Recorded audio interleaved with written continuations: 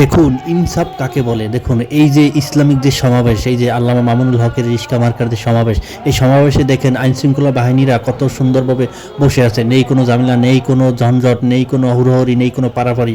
আর শান্তিটা এখান থেকেই অনুভব করে নিতে পারেন যে একটা ইসলামিক দল যদি বাংলাদেশে ক্ষমতায় আসে তাহলে এদেশের শান্তিটা কতটা মনে করেন নিরাপদভাবে মানুষের জীবনে চলে আসবে।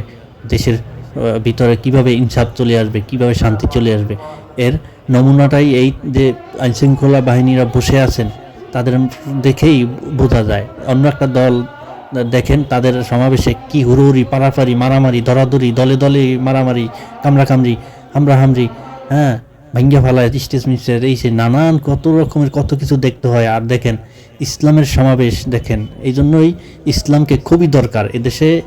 ইনসাফ, ইসলাম মানেই ইনসাফ, ইনসাফ মানেই ইসলাম।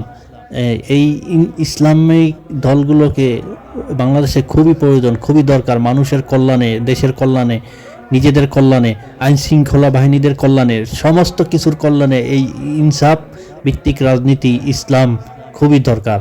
আপনারা দেখতে পাচ্ছেন, দেখছেন কতটা শৃঙ্খলভাবে তাদের সমাবেশ চলছে।